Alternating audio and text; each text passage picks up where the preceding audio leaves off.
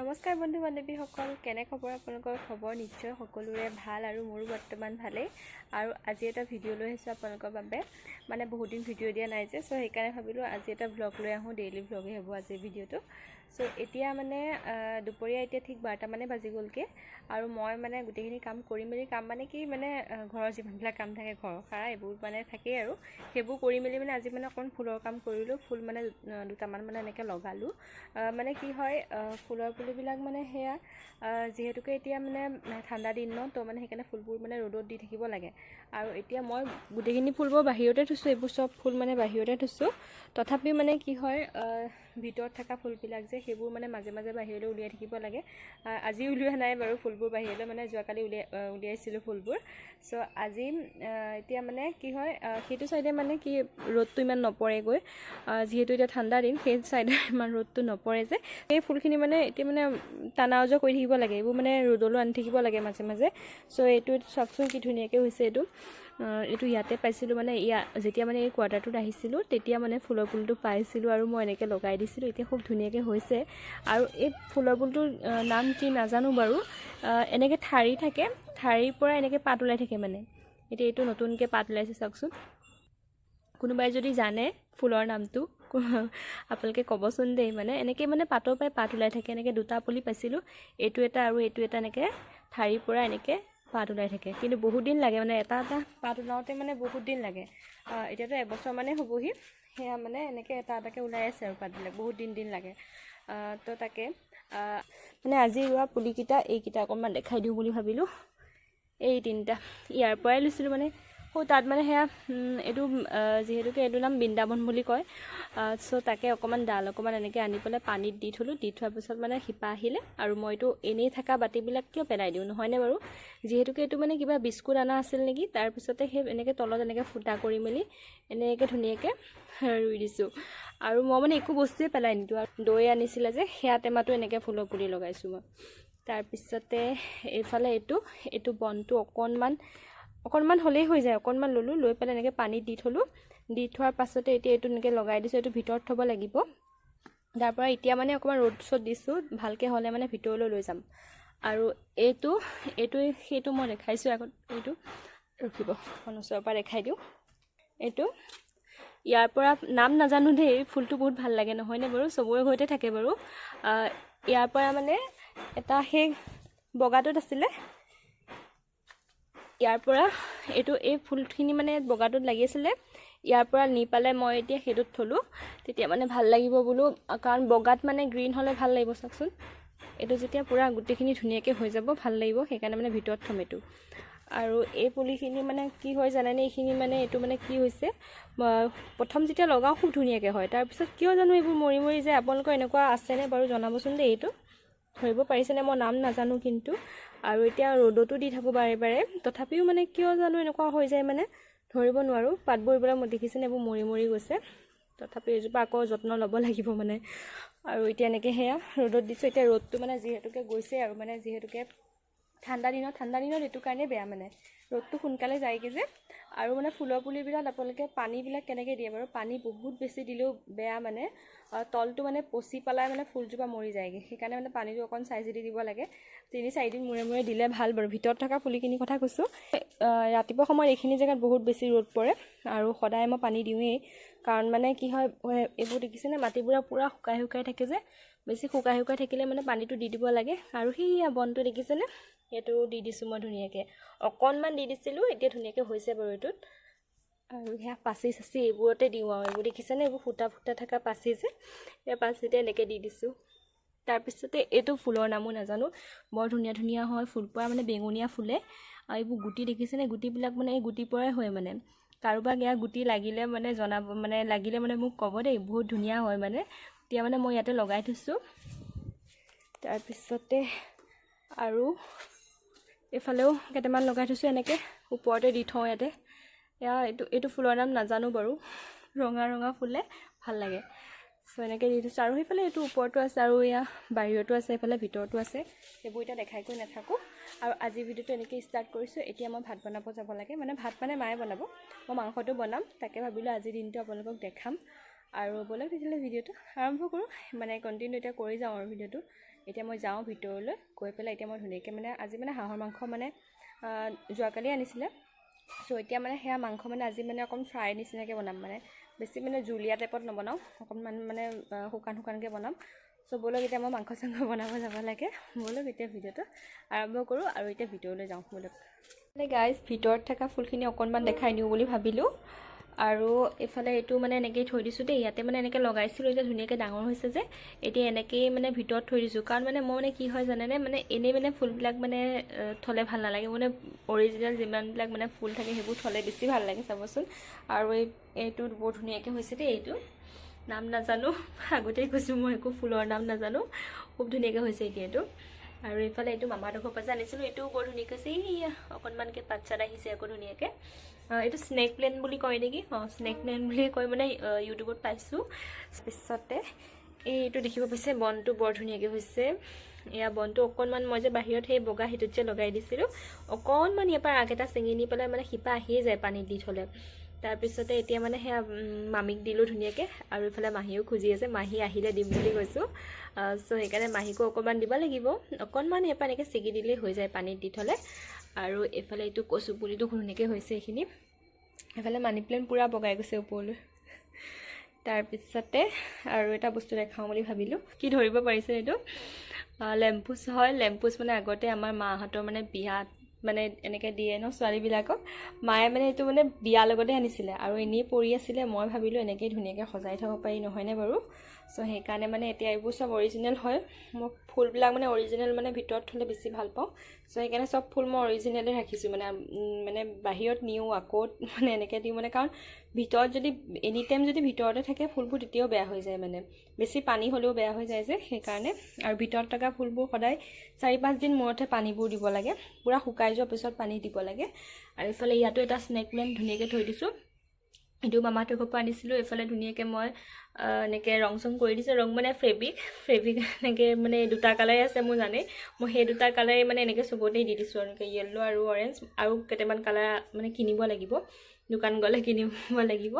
এতিয়া য়েল্ল' আৰু অৰেঞ্জটো আছে যে সেইখিনিয়ে ধুনীয়াকৈ এতিয়া বটল পেইণ্টিং কৰিলোঁ। আৰু এইফালে এইটো এটা বটল পেইণ্টিং কৰিলোঁ, এইটো দেখুৱাই হোৱা নাই আপোনালোকক, এইটো এনেকৈ কৰিলোঁ, এনেকৈ ফুল থৈ দিছোঁ। এতিয়া এইটোত মানি প্লেণ্ট থ'ব লাগিব, এতিয়া বৰ্তমান থোৱা হোৱা নাই, এতিয়া এনেকৈয়ে থৈ দিছোঁ। আৰু এইফালে এইটো ধৰিব পাৰিছিলে, এইটো বাহিৰত যে আছিলে সেইটো এনেকৈ দুটামান এনেকৈ পানীতে এইটো বটল পেইণ্টিং কৰিছিলোঁ, এইটো ধুনীয়াকৈ যে তাতে এনেকৈ পানীত দি থৈছোঁ, ইয়াতে ধুনীয়াকৈ শিপা আহি যায়, পানীত দি থ'লে এনেকৈ ভাল লাগে। আৰু এইফালে এইটো এটা মানি প্লেণ্ট, আৰু এইফালে এইটো এটা মানি প্লেণ্ট এনেকৈ বাঢ়ি গৈ আছে, এইবোৰ ধুনীয়াকৈ কিলত দি দিলে খুব ধুনীয়াকৈ বাঢ়ি যায় যে ভাল লাগে। আৰু এইফালে এইটো বৃন্দাবনটো এনেকৈ ধুনীয়াকৈ থৈ দিছোঁ। আৰু এইফালে এইটো মাহীয়ে আনিছিলে, ইয়াতে অকণমান এনেকৈ লগাই থৈছোঁ, আৰু ভাল লাগে ভিতৰত মানে অৰিজিনেল ফুলবোৰ থ'লে। চ' অকণমান আপোনালোকক দেখালোঁ দেই। আৰু এটা কথা কওঁ, এই ফুলটো যাৰ ঘৰত আছে আপোনালোকে হয়তো জানিব, যদি মানে এইটো বেছি মানে ৰ'দত থাকে নহয় তেতিয়া মানে মৰি যায়। আৰু মানে অলপমান ঠাণ্ডা পৰা জেগাত মানে থ'ব লাগে, বহুত বেছি ৰ'দ পালেও মানে এই ফুলটো মৰি যোৱা চান্স থাকে। কাৰণ মই যদি মানে কেতিয়াবা মানে বেছি ৰ'দ পায় ন, তেতিয়া ওপৰৰ ছাইডটো মানে গোটেই বগা পৰি যোৱা নিচিনা হয় আৰু মানে মৰি যায়গৈ। বেছি এনি টাইম ৰ'দত নথ'ব, এইটো অলপমান ঠাণ্ডা জেগাত থোৱা মানে ফুল। কাৰণ মানে কি হয়, এনেকুৱা কিছুমান ফুল থাকে য'ত মানে কিছুমান ফুল বহুত বেছি ৰ'দ বিচাৰে আৰু কিছুমান ফুলে ইমান বেছি ৰ'দ নিবিচাৰে, এইবোৰ জানিব লাগিব, ফুল ৰোৱা মানুহবিলাকে হয়তো জানিব। চ' সেইকাৰণে কৈ দিছোঁ আৰু আপোনালোকক, বহুত বেছি যাৰ ঘৰত মানে এই ফুলটো আছে আপোনালোকে বহুত বেছি ৰ'দত নথ'ব, অলপ ঠাণ্ডা জেগাত থ'ব, তেতিয়া খুব ধুনীয়াকৈ হয় মানে ফুলটো।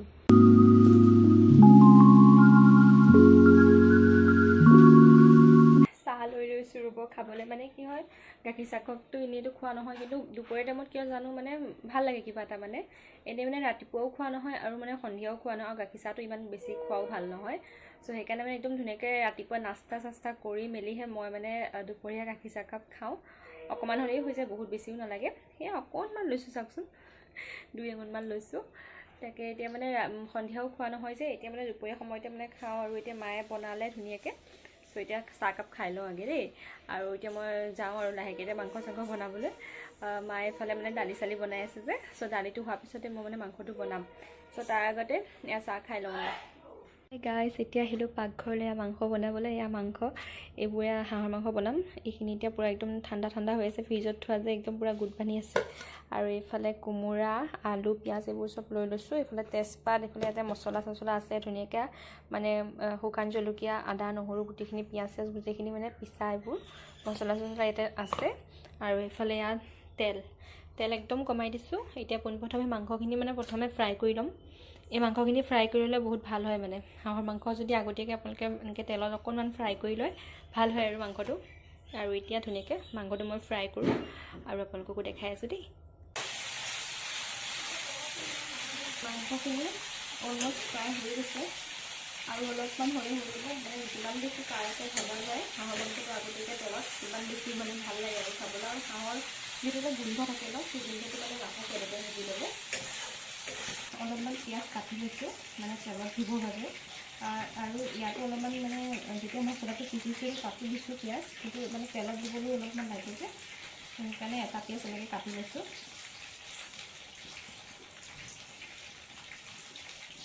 মোৰ মাংসখিনি মানে ধুনীয়াকৈ ফ্ৰাই হৈ গৈছেগৈ। আৰু হাঁহৰ মাংস আপোনালোকে যিমান বেছি ভাজিব সিমান বেছি ভাল হয় আৰু সিমান বেছি সোৱাদ হয়।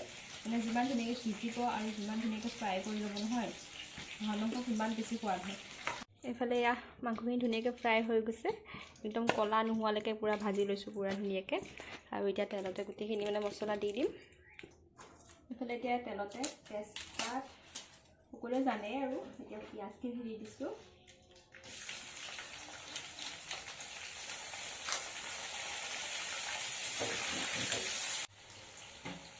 আৰু এতিয়া মছলাখিনি দি দিছোঁ ধুনীয়াকৈ। ইয়াতে শুকান জলকীয়া দিছোঁ, আদা নহৰু আৰু পিঁয়াজ।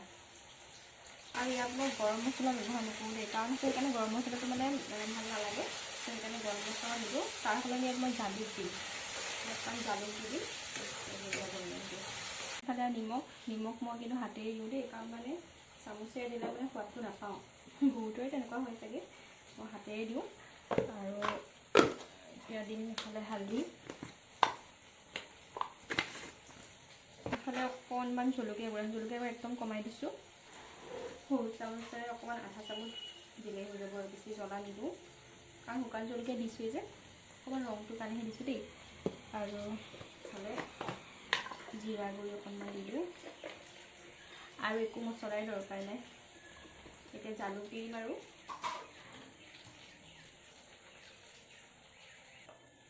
ইফালে দিছোঁ জালুকৰ গুড়ি, বহুত বেছি দিয়া নাই, অকণমান দি দিছোঁ। আৰু মছলাখিনি ধুনীয়াকৈ ভাজা হৈ গ'ল। আৰু এতিয়া মাংসখিনি দি দিছোঁ। এতিয়া এয়া আলু আৰু এইফালে কোমোৰা, সেইখিনি দি দিছোঁ দেই। সেইখিনি এতিয়া বহুত ধুনীয়াকৈ মানে যিমান মাংসটো ভাজিব সিমান বেছি ভাল হয়। আৰু কোমোৰাটো একেবাৰে মানে জ্বলি নোযোৱালৈকে ভাজি থাকিব লাগে, এতিয়া হাঁহৰ মাংস সোৱাদটো মানে বহুত বেছি ধুনীয়া হৈ যায়। এতিয়া মই এইখিনি মানে কমেও মানে আধা ঘণ্টাতকৈ বেছিও ভাজিব পাৰোঁ। মানে যেতিয়ালৈকে মানে কোমোৰাটো পূৰা জ্বলি নাযায় তেতিয়ালৈকে পূৰা ভাজি থাকিব লাগিব এইখিনি দেই। আৰু এইখিনি এতিয়া অকণমান ঢাকন মাৰি অকণমান সিজিব এৰি দিম। মাংসখিনি অলমষ্ট ভাজা হৈ গৈছে, আৰু অলপ টাইম ভাজাৰ পিছতে হৈ যাব। আৰু তাৰমানে এতিয়া মানে আধা ঘণ্টা ওপৰি হ'ল, এঘণ্টা মানে লাগে মানে হাঁহৰ মাংস ভাজোঁতে, কাৰণ ভালকৈ মানে সিজিলেহে ভাল লাগিব ন খাবলৈ। সেইকাৰণে পূৰা ভাজি আছোঁ এতিয়া। আৰু এতিয়া ভজাৰ পিছতে আৰু পানী দি দিম আৰু হৈ যাব। এতিয়া গৰম পানী কৰিছোঁ মাংস দিবলৈ। এতিয়া আৰু অকণমান পানী দি দিছোঁ। এতিয়া মানে কি হ'ব, মাংসটো আৰু এতিয়া মানে অলপমান পানী দি পেলাই, মছলা পানী অলপমান আছে, সেইখিনি মছলাখিনি ইয়াতো অলপমান পানী দি আকৌ ভাজিব লাগিব। আপোনালোকে এনেকুৱা কৰেনে বাৰু? মই মানে এনেকুৱাই কৰোঁ, এতিয়া মানে ভাল লাগে আৰু মাংসৰ টেষ্টটো মানে বেছি ধুনীয়া হয়। আৰু এতিয়া এইখিনি পানীখিনি একেবাৰে শুকুৱাই পেলাব লাগিব। আৰু এতিয়া মানে এইখিনি গোটেই পানীখিনি শুকুৱাই পেলাই তাৰপিছত যেতিয়া মানে পানীখিনি একেবাৰে শুকাই যাব, তাৰপিছত গৰম পানীখিনি দি দিম। এইফালে গৰম পানী কৰি আছোঁ। এইখিনি মোৰ অলমষ্ট ভজা হৈ গৈছে। এতিয়া দিম পানী।